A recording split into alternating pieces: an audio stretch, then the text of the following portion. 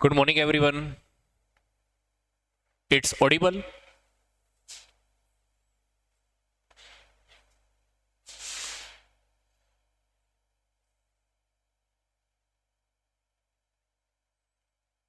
Okay. Okay, okay, okay. ठीक है, चलते हैं हमारे फर्स्ट क्वेश्चन की ओर।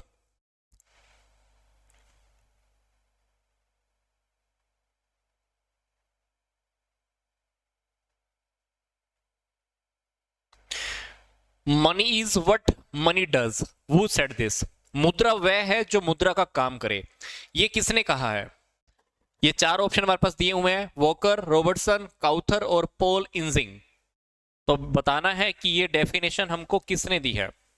ठीक है, ये डेफिनेशन बतानी है हमको किसने दी है ये।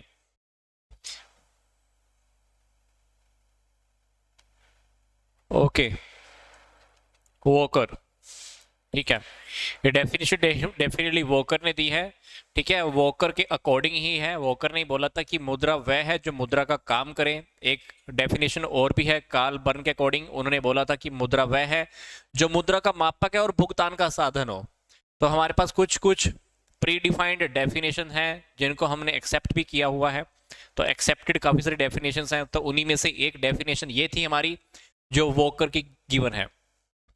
Next is bad money drives good money out of the circulation. बुरी मुद्रा अच्छी मुद्रा को चलन से बाहर कर देती है। इस नियम के प्रतिपादक कौन थे? जेएम कीन्स, थॉमस ग्रेशम या सिमुल्सन या काउथर?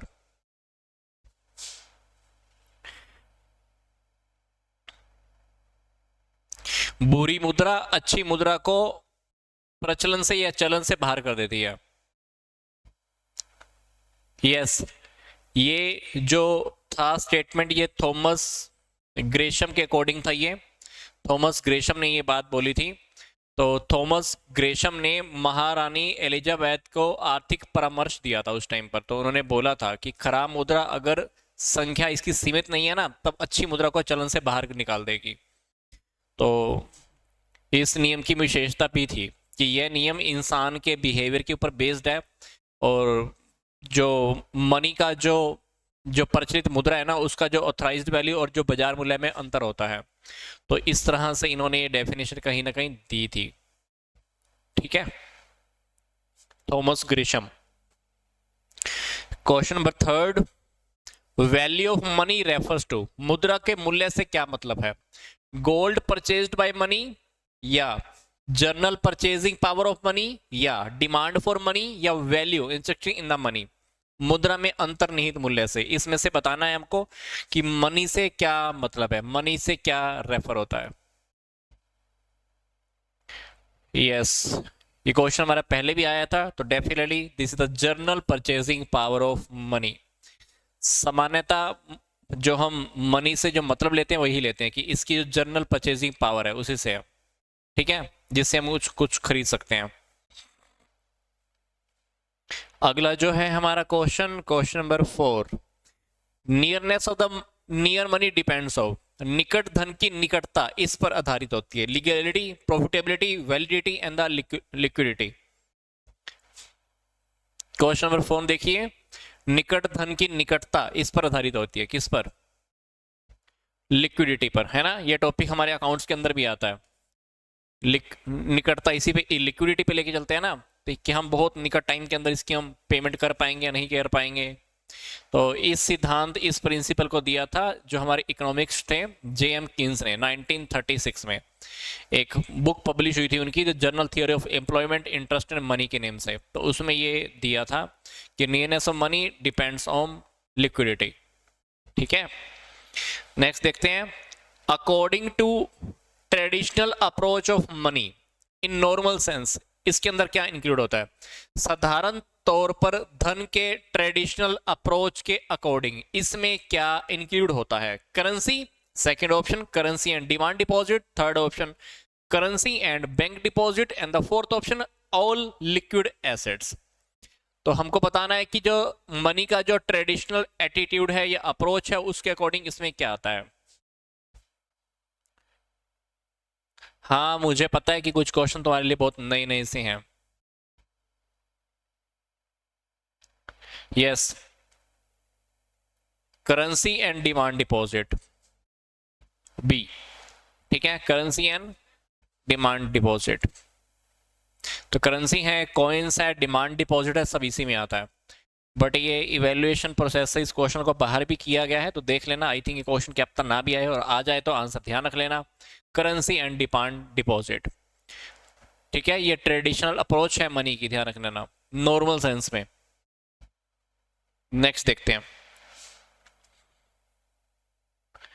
विच one of the following is not a part of organised money market. इनमें से कौन सा ऑर्गेनाइज्ड मनी मार्केट का पार्ट नहीं है?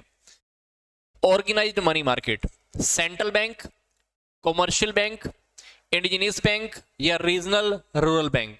तो इसमें से हमको बताना है कि कौन सा ऑर्गेनाइज्ड मनी मार्केट का पार्ट नहीं है। ऑर्गेनाइज्ड मनी मार्केट, एक बात मैं आपको फिर से बता देता हूं, जो हमारी ऑर्गेनाइज्ड मनी मार्केट होती है, यस, जो हमारी ऑर्गेनाइज्ड मनी मार्केट होती है उसके अंदर आरबीआई, एसबीआई, जो भी हमारे कॉमर्शियल बैंक्स होते हैं, नाबार्ड है या रीजनल रूरल बैंक है या फॉरेन के जो भी हमारे एक्सचेंज बैंक है या एक्सिम बैंक है, ये सारे इसी में आते हैं ऑर्गेनाइज्ड बैंक के अंदर। और अगर हम कोऑपरेटिव बैंक्स एरियाज के बैंक में कहें तो हमारे जो प्राथमिक या सेंट्रल सहकारी या स्टेट के जो भी कोऑपरेटिव सोसाइटीज होती हैं, बैंक होते हैं, उनके। और अगर हम अनऑर्गेनाइज्ड की बात करूं तो अनऑर्गेनाइज्ड के अंदर देशी जो बैंकर होते हैं, महाजन वाला होते हैं, शराब निधि या चिट फंड, ये सारे के सारे आते हैं। तो डेफिनेटली अगर हमें इन चारों ऑप्शन में से बात करूं तो सेंट्रल बैंक भी हमारा ऑर्गेनाइज्ड के अंदर है, कॉमर्शियल बैंक भी ऑर्गेनाइज्ड के अंदर है, रीजनल रूरल बैंक भी हमारा ऑर्गेनाइज्ड के अंदर है। फिर ये देशी बैंकर हमारा जो इंडिजीनियस बैंक है, ये हमारा ऑर्गेनाइज्ड मनी मार्केट में नहीं है, क्योंकि कहां पे आएगा ये? अनऑर्गेनाइज्ड के अंडर में। तो आपको बता देता हूं कि जो हमारी शॉर्ट टर्म कैपिटल की जो सप्लाई होती है ना, वो पूर्ति करने वाली जो ऑर्गेनाइजेशंस होती है, कौन कौन सी होती हैं? हमारे पास ऑर्गेनाइज सेक्टर होता है, एक अनऑर्गेनाइज सेक्टर होता है, फिर एक कोऑपरेटिव सेक्टर होता है। तो इसमें हमारा RBI, commercial bank, SBI, NABARD, regional rural bank, Exim, डाक खाने वाले हो गए, एलआईसी वाली जो बस्ती होगी, या इंडस्ट्रियल बैंक हो गए, सारे आ जाते हैं। ठीक है, ऑर्गेनाइज के अंदर।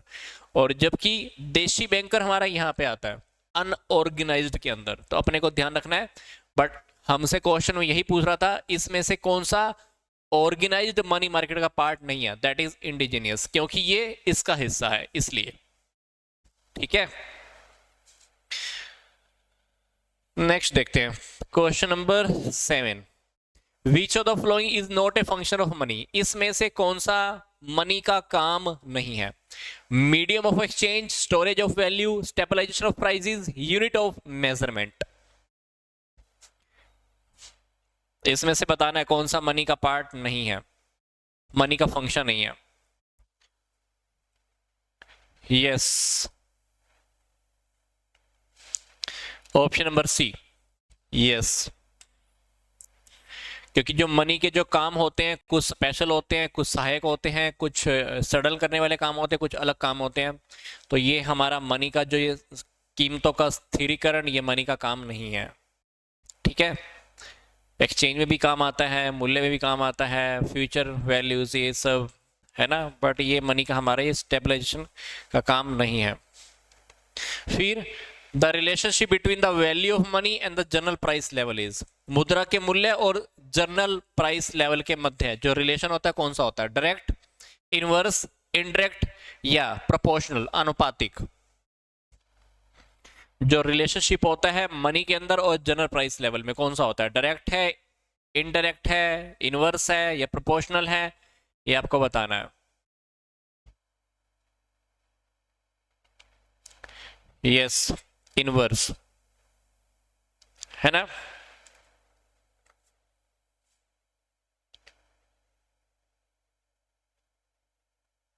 क्योंकि जब महंगाई बढ़ती है ना, तो मनी का जो वैल्यू होता है ना, वो कम हो जाता है, इसलिए।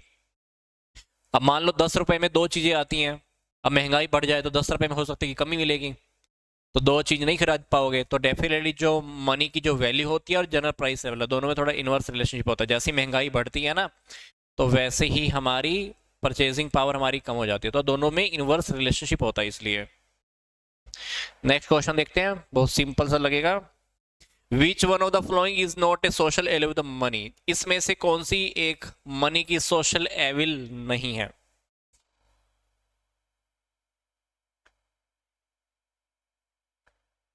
Yes, trade cycles, exactly. क्योंकि फ्रॉड तो होता ही है, मर्डर्स भी, करप्शन से सारे काम इससे होते हैं।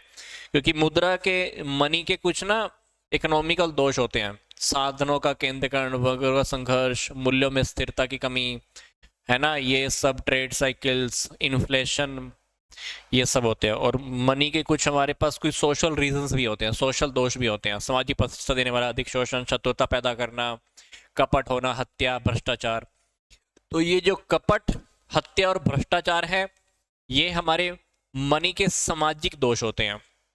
ठीक है, तो इसमें से ये हमारा ट्रेड साइकिल सामाजिक दोष में नहीं आता, ये हमारा मनी का आर्थिक दोष है। कौन सा? आर्थिक, इकोनॉमिकल एविल। ठीक है, तो ध्यान रखना, इकोनॉमिकल एविल अलग होते हैं, सोशल एविल अलग होते हैं, और एक कुछ मोरल एविल्स भी होते हैं। तो वो भी मोरल एविल्स के अंदर लगा लो कि ज्यादा पैसा कमाने की लालच लगा लो, या मानवता के खिलाफ प्रयोग लगा लो, ये सारी चीजें आती हैं। बट यहाँ पे हमसे यही पूछा गया था कि मनी का इसमें से कौन सा सोशल एविल नहीं है। तो ये तीनों तो सोशल एविल है, बट ये तो नहीं है ट्रेड साइकिल्स, तो डेफिनेटली, क्योंकि हमारा इकोनॉमिकल एविल है ये। आगे देखते हैं question number 10। Money which performs the function as medium of exchange is called? मुद्रा जो विनिमय के माध्यम के रूप में काम करती है क्या कहलाती है? Commodity money, accounting money, real money, या नन ऑफ द अबव?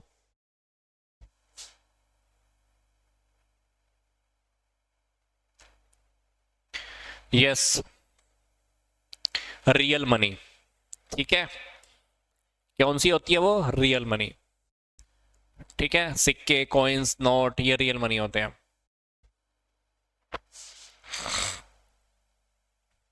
आगे देखें question number 11। The definition of statistics, statistics is the science of estimates and the probabilities, is given by, ये डेफिनेशन किसने दी है? बाउले ने, बार्डिकटन ने, रॉबर्ट्स ने, या फिशर ने? डेफिनेशन का कुछ पार्ट हम सबको याद रखना पड़ सकता है, इट्स ओके, बट कि जो स्टैटिक्स होता है वो एस्टिमेशन और प्रोबेबिलिटीज का विज्ञान है, साइंस है। ये डेफिनेशन डेफिनेटली हमारी बार्डिकटन ने दी थी। ठीक है, बार्डिंगटन, नेम बोलने में थोड़ा सा टिपिकल हो सकता है आपके लिए भी, मेरे लिए भी, बट इट्स ओके, अपने को आंसर पता होना चाहिए। Question number 12।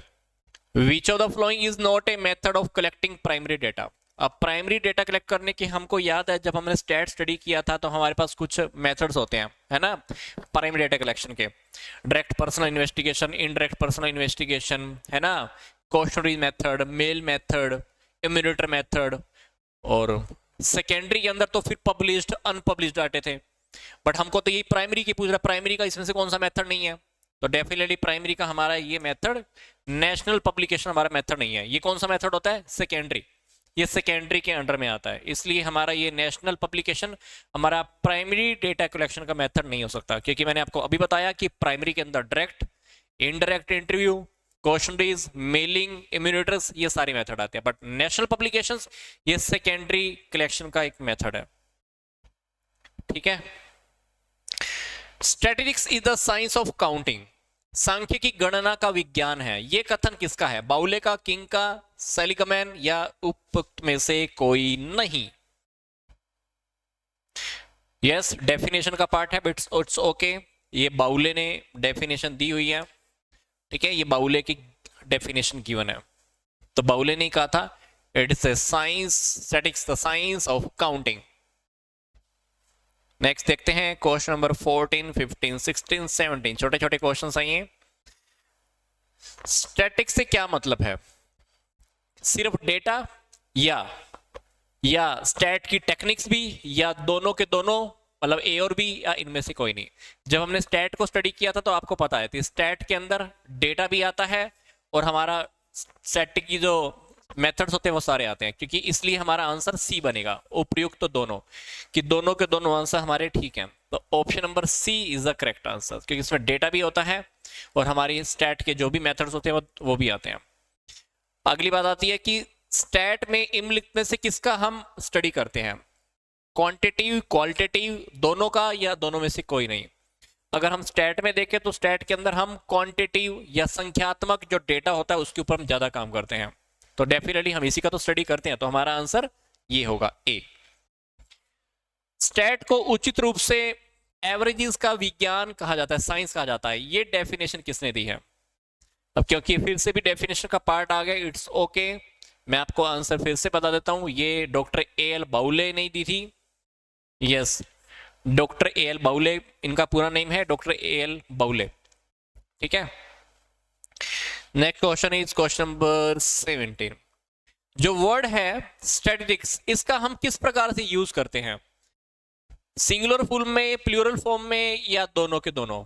अगर आप स्टैट का चैप्टर उठा के देखेंगे तो आप देखना स्टैटिस्टिक्स जो वर्ड है वो सिंगुलर फॉर्म में भी उसकी कुछ अलग अलग टॉपिक्स आते हैं, और जब हम प्लूरल फॉर्म स्टडी करते हैं तब भी वहाँ पे अलग अलग टॉपिक आते हैं।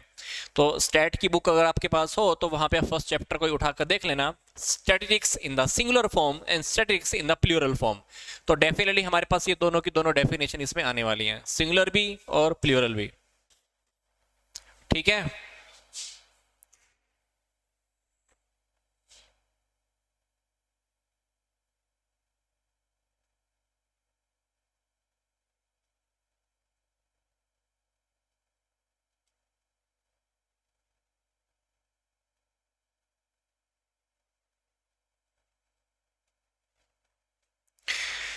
आगे देखते हैं क्वेश्चन नंबर 18। स्टैटिक्स अनुमानों और संभावितों का विज्ञान है, ये किसने कहा था? ये क्वेश्चन आपने भी देखा था, इसका आंसर आप बताओगे। फिर नेक्स्ट क्वेश्चन भी मैं आपसे पूछ लेता हूं, झूठ के संदर्भ में स्टैटिक्स को हम क्या कहते हैं, सफेद झूठ, काला झूठ, बहुरंगी झूठ, या इंद्रधनुष झूठ? एक क्वेश्चन और है, स्टैटिक्स माध्यों का विज्ञान है, एवरेज का, ये स्टेटमेंट किसने दी है? ये तीनों के तीनों क्वेश्चन में से दो क्वेश्चन तो आप जानते हैं, तो जल्दी से बताएं।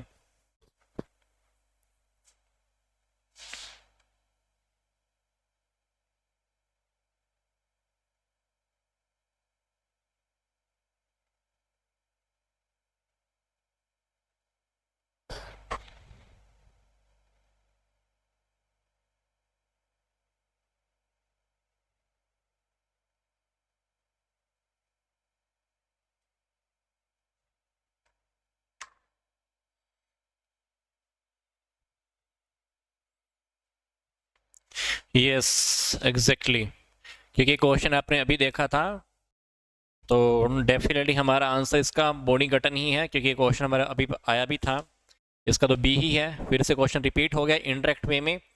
और अगर हम क्वेश्चन नंबर 20 का आंसर देखें तो 20 का आंसर भी आपको ऑलरेडी पता है, आप में से डी, यस, बाउले। और अगर हम क्वेश्चन नंबर 19 को देखें तो कहता है कि झूठ के संदर्भ में स्टैटिक्स को हम क्या कह सकते हैं, काला झूठ, राइट,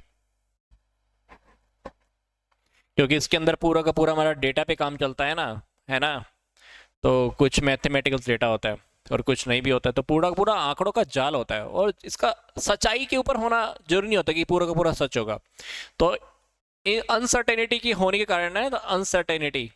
तो डिजराइली थे, डिजराइली ने क्या बोला था, डिजराइली ने बोला था कि भाई स्टैटिक्स को हम काले झूठ की श्रेणी में, कैटेगरी में रखा, है ना, तो काले झूठ की कैटेगरी में, काला झूठ इसने, डिजराइली, डिजराइली, तो डिजराइली ने अनसर्टेनिटी की वजह से, बोले तो अनिश्चितता की वजह से बोला था कि स्टैट को हम झूठ की कैटेगरी में रख रहे हैं, तो इसलिए हमारा काला झूठ, ठीक है, काले झूठ की कैटेगरी में उन्होंने रखा था।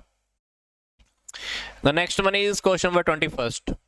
N auditor makes effort to detect mainly following type of fraud, जो ऑडिटर होता है इसमें से कौन कौन सी एरर डिटेक्ट करने का काम करता है, misappropriation of cash, misappropriation of the goods, या frauds in the books of accounts, या all of the above?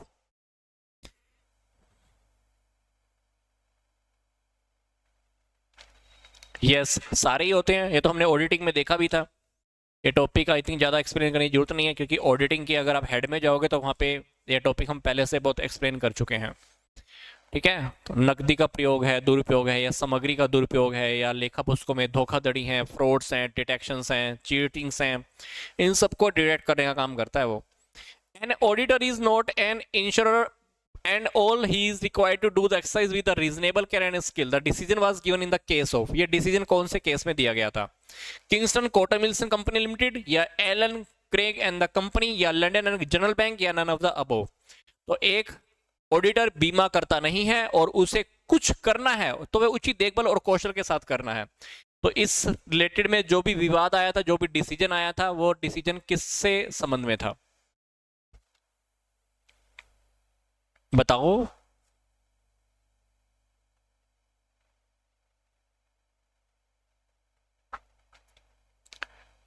Yes, London and general bank के मामले में निर्णय आया था, लंदन एंड जनरल बैंक के केस में। ठीक है, लंदन एंड जनरल बैंक के केस में एक निर्णय डिसीजन लिया गया था कि एक जो ऑडिटर होता है वो इंश्योरर नहीं होता और उसे जो कुछ करना है वह उचित देखभाल और कौशल के साथ करेगा, अपनी एफिशिएंसी के साथ। Question number 23 for Tata Company auditing is necessity, luxury, symbol of prestige and necessity and the luxury both. Tata company के लिए ऑडिटिंग करवाना क्या लग रहा है आपको? आवश्यकता है, विलासिता है, मतलब अपनी गुडविल के चक्कर में करवाती है क्या? यस, नेसेसिटी, आवश्यकता।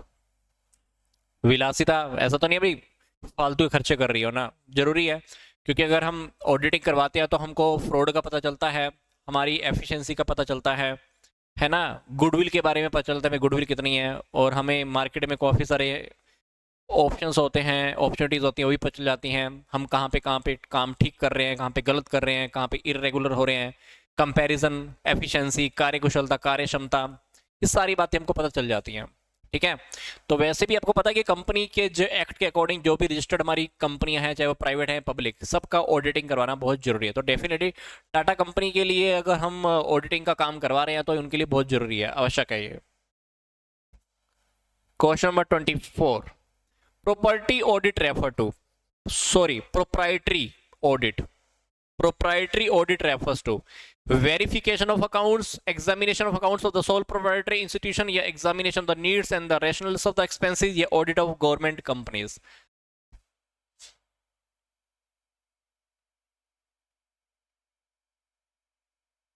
Proprietary audit से हमारा क्या मतलब है?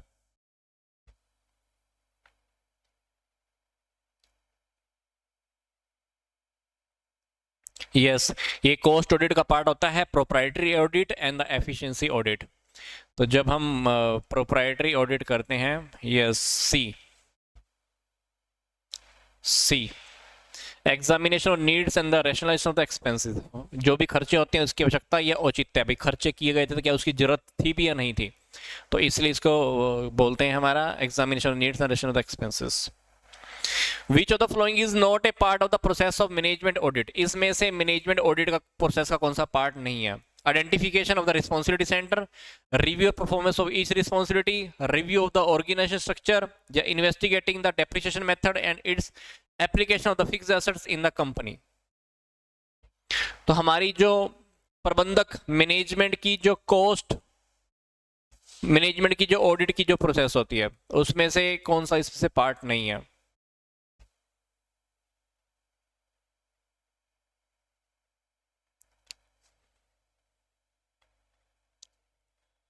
Yes, investigation the depreciation method and the application of the fixed asset in the company, ये हमारा कोई टॉपिक इसमें से नहीं आएगा, मैनेजमेंट ऑडिट का पार्ट नहीं है। ठीक है, क्योंकि ये तो कहीं ना कहीं हम फाइनेंशियल ऑडिट जब करेंगे तब की तब कहानियां होती हैं, तो मैनेजमेंट ऑडिट में कहाँ से आएगा ये? तो नेक्स्ट इज क्वेश्चन नंबर 26। चालू ऑडिटिंग में ऑडिटिंग का ऑडिटर का जो स्टाफ वर्ष भर लेखों की जांच में व्यस्त रहता है, ये परिभाषा दी गई है। आरजी विलियन, स्पाइसर एम्पेगलर, कार्टर, या जेआर बॉटली बॉय द्वारा।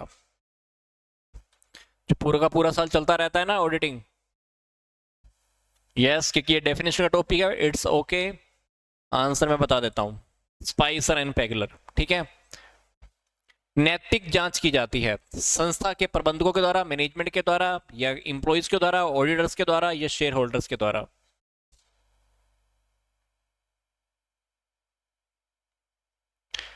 रूटीन चेकिंग जिसको बोलते हैं, रूटीन चेकिंग ऑर्गेनाइजेशंस के जो ऑडिटर होते हैं ना वही करते रहते हैं, है ना, रूटीन चेकिंग।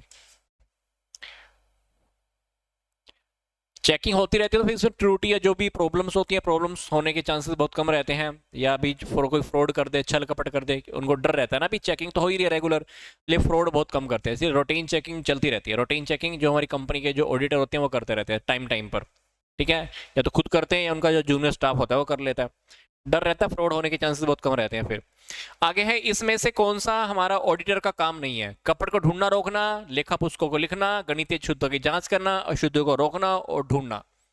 तो मुझे लगता है कि अकाउंट्स को काम लिखना, बुक कीपिंग, अकाउंटिंग का काम ऑडिटर का थोड़ी ना है। ऑडिटर का काम तो शुरू ही तब होता है जब हमारा अकाउंटिंग का काम पूरा जाता है। तो डेफिनेटली हमारा जो ऑप्शन बनेगा वो बी ही बनेगा। ये ऑडिटर का काम थोड़ी ना है, ये तो अकाउंटेंट का काम होता है ना।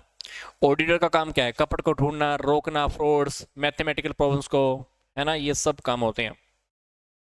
आगे देखो, इसमें से किस ऑर्गेनाइजेशन को अनिवार्य कंपलसरी ऑडिटिंग करवाना होता है? सहकारी ट्रस्टों को, जीवन बीमा कंपनी को, ट्रस्ट को, या सभी को? क्या लगता है आपको?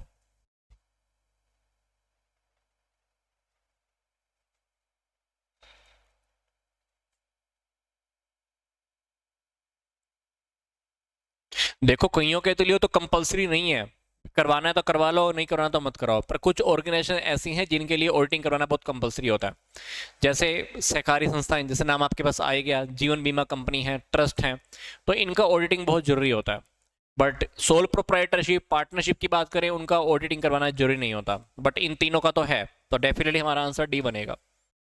इनका तीनों का ऑडिटिंग करवाना बहुत जरूरी है। आगे देखते हैं क्वेश्चन नंबर 30।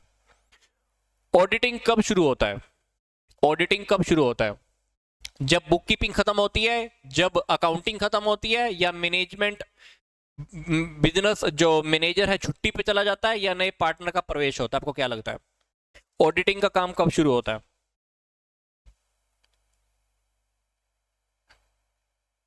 यस, जब अकाउंट बुक कीपिंग हो गई, बुक कीपिंग के बाद अकाउंटिंग भी हो गई, अकाउंट सब रेडी हो गए, उसके बाद बुक कीपिंग का काम हो गया, अकाउंटिंग का हो गया, तो डेफिनेटली हमारा ऑडिटिंग का काम शुरू हो जाता है। तो ऑडिटिंग का काम कब शुरू होता है? जब हमारा अकाउंटिंग का काम भी हो जाता है, अकाउंट्स वाले हमारे पूरे मेंटेन हो जाते हैं। पब्लिक कंपनी का ऑडिटिंग क्या होता है? ऐच्छिक, पूर्ण, अनिवार्य, या इनमें से कोई नहीं? क्या लगता है आपको? करवाना ही पड़ता है, कंपलसरी होता है।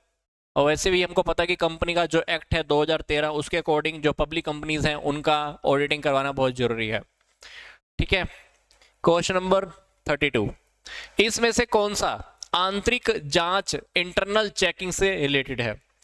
इंटरनल लोगों के द्वारा लेखा रिकॉर्डों की जांच की जाती है, परिसंपत्तियों का सत्यापन आंतरिक रूप से होता है, या एक व्यक्ति के काम की जांच स्वतः ही अन्य व्यक्ति द्वारा होती है, या प्रत्येक व्यक्ति काम की जांच आंतरिक तौर पर की जाती है? Internal checking.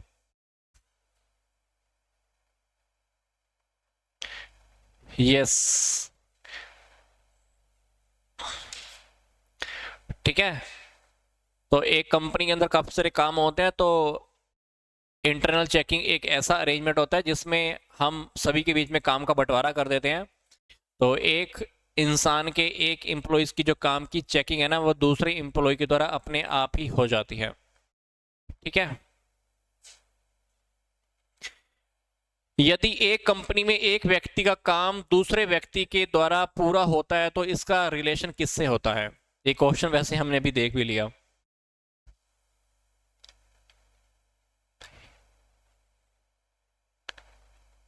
यस, यदि कंपनी में एक व्यक्ति का काम दूसरे व्यक्ति के द्वारा पूरा होता है ना, तो इसका रिलेशन इससे इंटरनल चेकिंग से ही है। तो जो एक एफिशिएंट बिजनेस होगा, मैनेजमेंट होगी, वो इसी का इंडिकेट करता है। तो इससे हम कुछ गलती आ रही हैं, त्रुटि आ रही हैं, प्रॉब्लम आ रही है, तो वो होने से पहले ही ना हमको पता चल जाता है, और हम टाइम पर कुछ ना कुछ सोल्यूशन भी ढूंढ लेते हैं, इंप्रूवमेंट कर लेते हैं, सुधार कर लेते हैं। तो डेफिनेटली जब एक कंपनी में एक इंसान का काम दूसरे इंसान से पूरा हो जाता है तो इसका मतलब क्या है? वो internal checking. Next, question number 34। Cost audit is compulsory in? Cost audit कहां पर कंपल्सरी है? रिटेल बिजनेस में, मैन्युफैक्चरिंग कंपनीज में, माइंस में, या none of the these?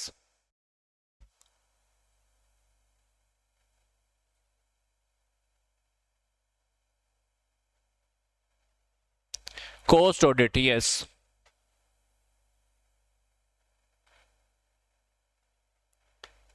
Yes, manufacturing companies में। फिर कॉस्ट ऑडिट का मतलब क्या है? ऑडिट बाय कॉस्ट अकाउंटेंट, या ऑडिट ऑफ कॉस्ट अकाउंट्स, या auditing the cost of goods produced, या none of the these.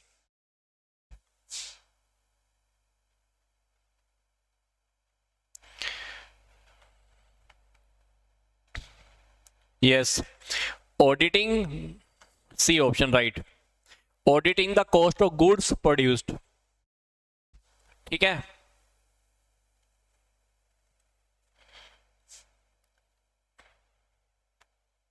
The cost accounting method to compute basic cost of the product of services, किसी एक production अथवा सेवा की prime cost की गणना करने की लागत लेखांकन विधि कौन सी है? Process costing, contract costing, uniform costing, या यूनिट कॉस्टिंग।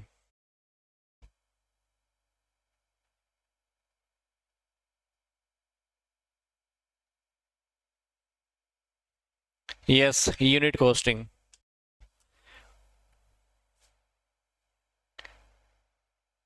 क्योंकि हम पर यूनिट काउंट कर लेते हैं ना, फिर टोटल यूनिट की काउंटिंग भी बहुत आसानी से हो जाती है। टोटल कॉस्ट या टोटल प्रोडक्शन कॉस्ट का पता चल जाता है, तो पर यूनिट ही होती है पहले। Total cost is a combination of, total cost is a combination of cost of production, selling and distribution overhead, factory overhead and the administrative overhead, prime cost and the selling and distribution overhead. Fourth option, prime cost and the selling and distribution overhead, या prime cost and the work cost। जो total cost होती है किसका combination होती है बताओ?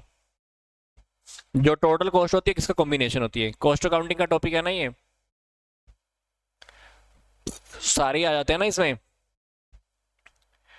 Total cost तक पहुंचते पहुंचते अपने को पता है ना, डायरेक्ट मटेरियल, डायरेक्ट लेबर, फिर अदर डायरेक्ट एक्सपेंसेस, ये तीन चीजें मिलकर बनती है प्राइम कॉस्ट।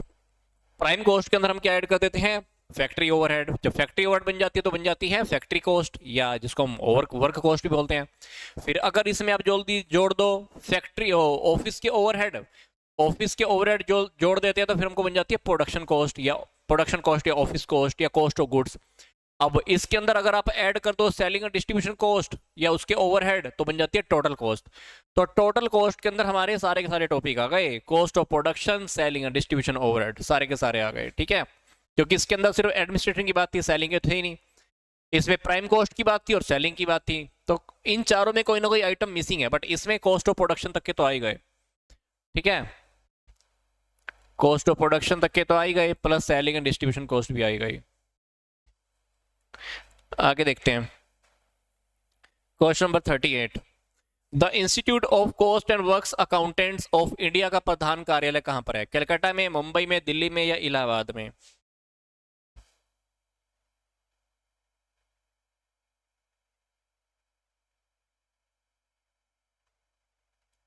ये क्वेश्चन हमारा वैसे 3-4 क्लास पहले ये आया था हमारा। जो इसका जो हमारा ऑफिस है, हेड ऑफिस, वो हमारा कलकत्ता में ही है, तो definitely Calcutta is the right answer. तो इसकी स्थापना कब हुई थी? इसकी स्थापना हुई थी 28 मई को, ईयर आई थिंक 1959-60 ऐसी कुछ था। तो इसका नाम अभी जो करंट टाइम है, वो करंट नेम है जो ICMAI है, बोले तो institute of the cost and management accountants of India. तो इसलिए हमारा डेफिनेटली जो हेड ऑफिस है वो तो कलकत्ता में ही है। तो ईयर मेरे को एग्जैक्ट याद नहीं है, 1959 या 1960 का है, तो लगभग मई में इसकी एस्टेब्लिशमेंट हुई थी। तो किसका निर्धारण करते समय सामग्री उपयोग की दर सर्वाधिक महत्वपूर्ण होती है? ठीक है, अधिकतम सीमा, maximum limit, minimum limit, reorder level, या इनमें से कोई नहीं, या इनमें सभी, सॉरी। यस, तीनों चीजें देखी जाती हैं। कॉस्ट अकाउंटिंग का टॉपिक है ये। आगा है लागत योग ठेके सामान्यतः किन दशाओं में लागू होते हैं? जहां लागत का अनुमान सरलता से किया जा सकता है, या ठेकेदार लाभ की एक निश्चित राशि अर्जित करना चाहता है, या एडवांस में शुद्ध लाभ की गणना करना संभव नहीं हो, या इनमें से कोई नहीं। लागत योग ठेके जनरली किस दशाओं में लागू होते हैं?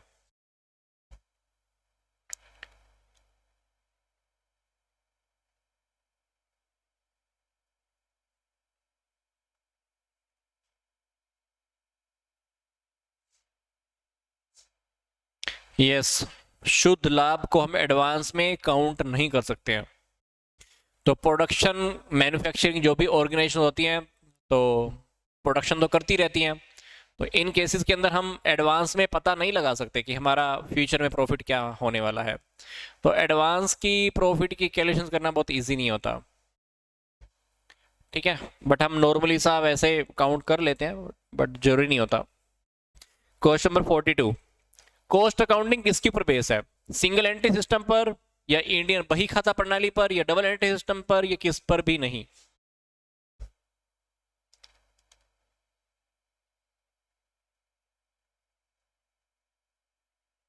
यस, डबल एंट्री सिस्टम पे ही होता है, ठीक है। Question number 43, under inflationary condition at a higher value of the inventory assigned under the LIFO method, FIFO method, weightage average method, none of the above, मुद्रास्फीति की दशा में रहती का अधिक निर्दिष्ट किया जाएगा, ठीक है। ये क्वेश्चन हमारा हमने पहले भी डिस्कस किया था, FIFO, क्योंकि हम महंगा महंगा खरीद के लाते हैं तो फटाफट हम वही निकालने लग जाते हैं, FIFO में है ना। तो मुद्रास्फीति या कीमतों में अगर वृद्धि की दशा में, yes FIFO, first in first out,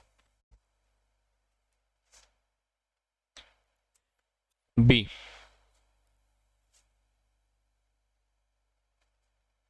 आगे देखते हैं question number 44, when prices are rising, जब प्राइसेस बढ़ रहे हैं, stock should be valued under the, जब प्राइसेस हमारे बढ़ रहे हैं बढ़ रहे हैं बढ़ रहे हैं तो इसके अंदर हम कौन सा मेथड लगाएंगे? FIFO, LIFO, general average method, या वेटेड एवरेज मेथड?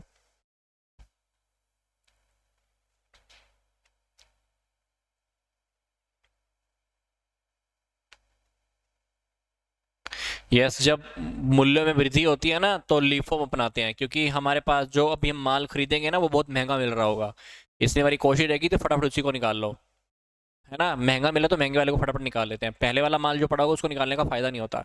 बट जब मूल्य में कमी हो रही होती है ना तो हम स्टॉक मूल्यांकन कर रहे हैं, स्टॉक की वैल्यूएशन कर रहे हैं, तो उसके अंदर हम फीफो मेथड का यूज करते हैं।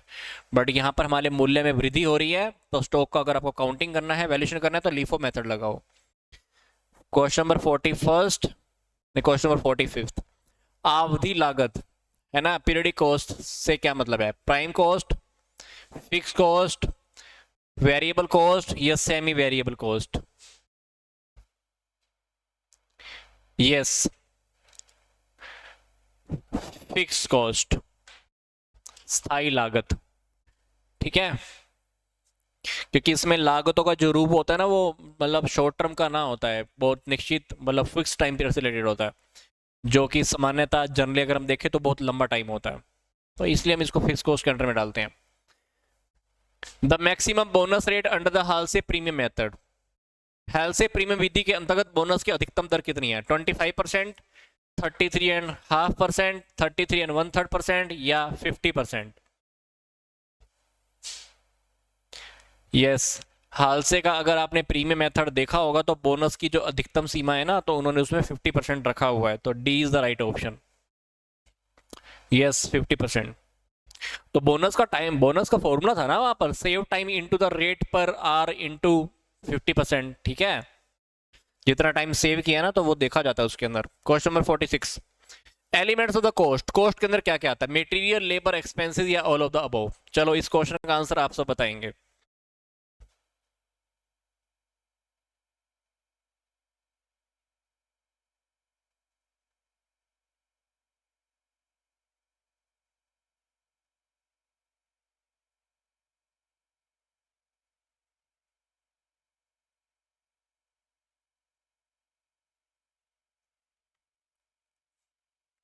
कॉस्ट के अंदर क्या क्या आएगा?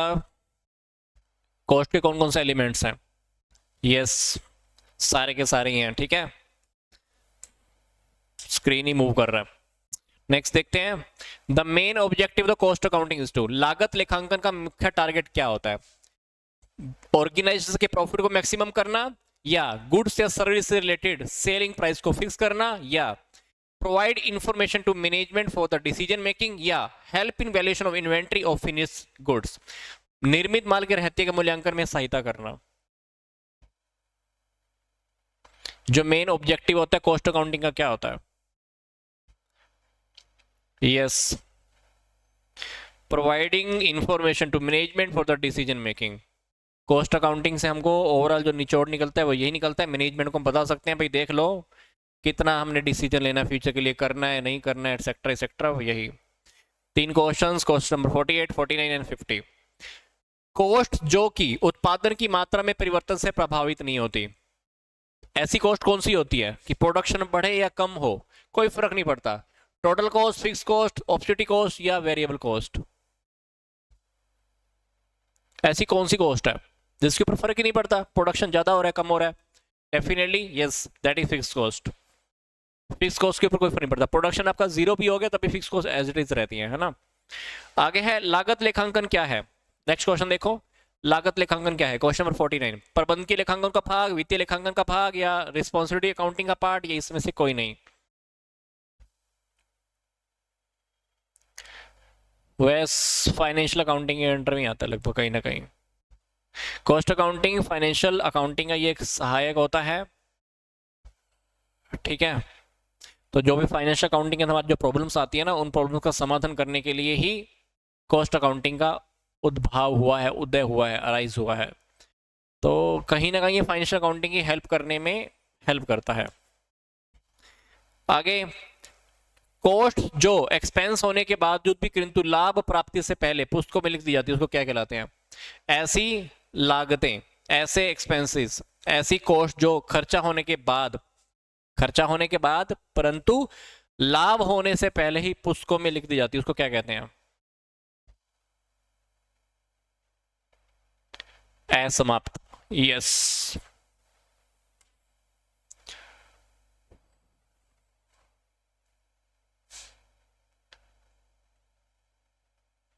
जबकि जो टोटल कॉस्ट होती है वो तो प्रोडक्शन और सेल होने पर कुल व्यय की राशि होती है ना, तो इसलिए हमारा ऑप्शन यहाँ पे सी रहेगा। ऐसी लागतें जो एक्सपेंसेस होने के बाद परंतु लाभ प्राप्त होने से पहले पुस्तकों में लिख दी जाती हैं।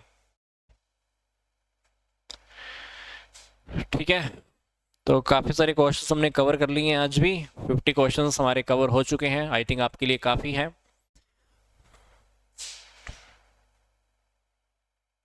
ओके डन, ठीक है।